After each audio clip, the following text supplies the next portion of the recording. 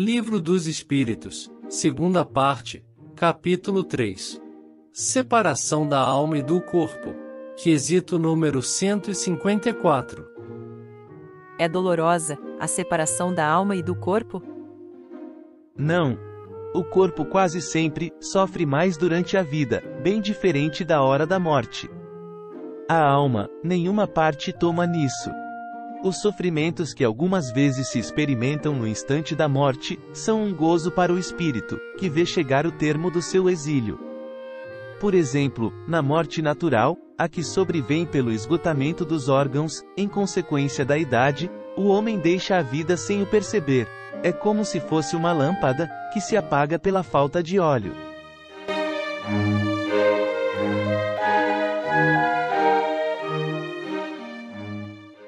Quesito número 155. Como se opera a separação da alma e do corpo? Haverá alguma linha de demarcação nitidamente traçada entre a vida e a morte? Não. A alma se desprende gradualmente, não se escapa como um pássaro cativo a que se restitua subitamente à liberdade.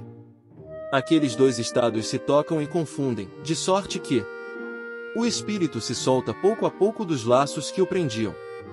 Estes laços se desatam, não se quebram.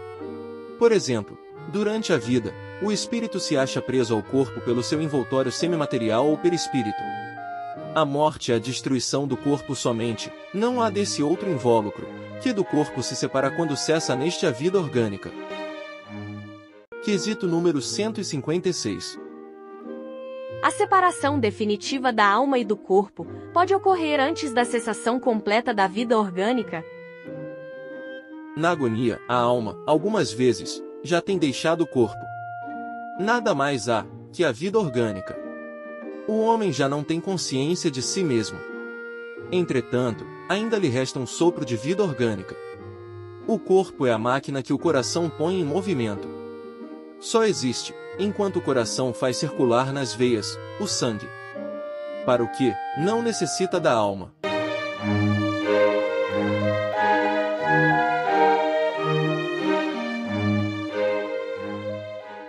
Quesito número 157. No momento da morte, a alma sente alguma vez qualquer aspiração ou êxtase que lhe faça entrever o mundo, onde vai entrar novamente? Muitas vezes, a alma sente que se desfazem os laços, que a prendem ao corpo.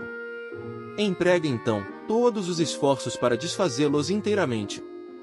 Já em parte desprendida da matéria, vê o futuro desdobrar-se diante de si, e goza por antecipação do estado de espírito.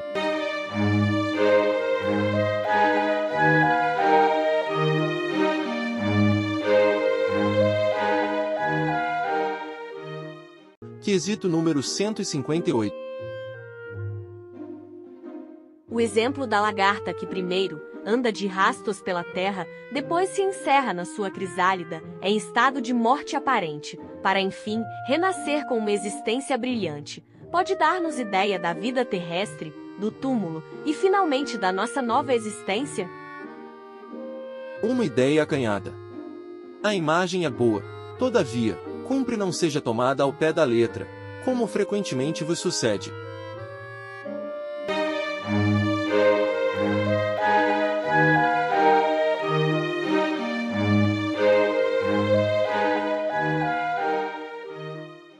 Quesito número 159. Que sensação experimenta a alma no momento em que reconhece estar no mundo dos espíritos? Depende. Se praticaste o mal, impelido pelo desejo de o praticar, no primeiro momento, te sentirás envergonhado de o haveres praticado. Com a alma do justo, as coisas se passam de modo bem diferente. Ela se sente como que aliviada de grande peso, pois que não teme nenhum olhar perscrutador.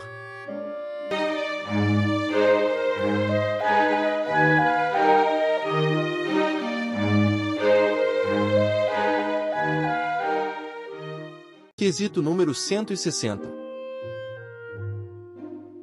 O espírito se encontra imediatamente com os que conheceu na terra e também os que morreram antes dele?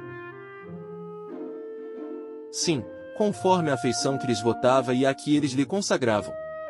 Muitas vezes aqueles seus conhecidos o vêm receber à entrada do mundo dos espíritos e o ajudam a desligar-se das faixas da matéria. Encontra-se também com muitos dos que conheceu e perdeu de vista durante a sua vida terrena. Vê os que estão na erraticidade como vê os encarnados, e os vai visitar.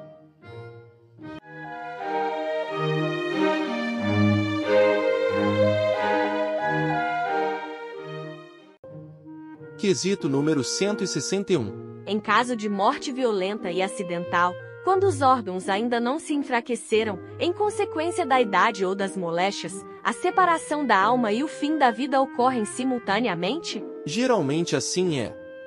Mas, em todos os casos muito breve é o instante que intermedia entre uma e outra.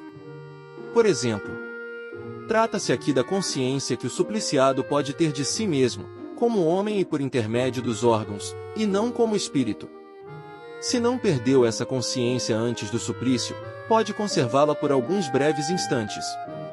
Ela, porém, cessa necessariamente, com a vida orgânica do cérebro, o que não quer dizer que o perispírito esteja inteiramente separado do corpo. Quesito número 162. Após a decapitação, por exemplo, conserva o homem por alguns instantes a consciência de si mesmo? Não raro a conserva durante alguns minutos até que a vida orgânica se tenha extinguido completamente. Mas, também quase sempre a apreensão da morte lhe faz perder aquela consciência antes do momento do suplício. Por exemplo, em todos os casos de morte violenta, quando a morte não resulta da extinção gradual das forças vitais, mais tenazes os laços que prendem o corpo ao perispírito. E, portanto, mais lento se dá no seu desprendimento completo.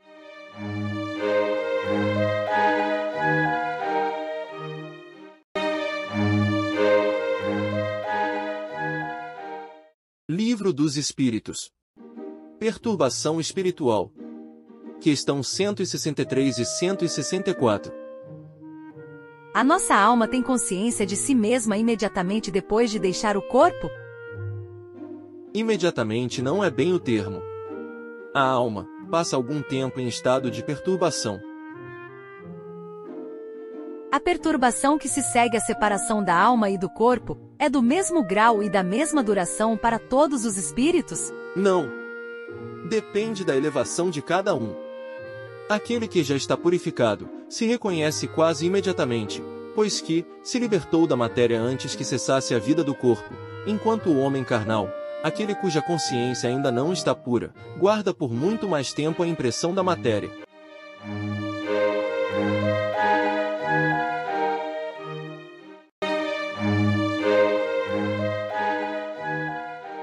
Livro dos Espíritos, Perturbação Espiritual, questão 165. O conhecimento do espiritismo exerce alguma influência sobre a duração mais ou menos longa da perturbação? Influência muito grande. Por isso, que o espírito já antecipadamente compreendia a sua situação, mas a prática do bem e a consciência pura são o que maior influência exercem. Por exemplo, por ocasião da morte, tudo a princípio é confuso. De algum tempo precisa a alma para entrar no conhecimento de si mesma. Ela se acha como que aturdida, no estado de uma pessoa que despertou de profundo sono e procura orientar-se sobre a sua situação. A lucidez das ideias e a memória do passado lhe voltam à medida que se apaga a influência da matéria que ela acaba de abandonar, e à medida que se dissipa a espécie de névoa que lhe obscurece os pensamentos.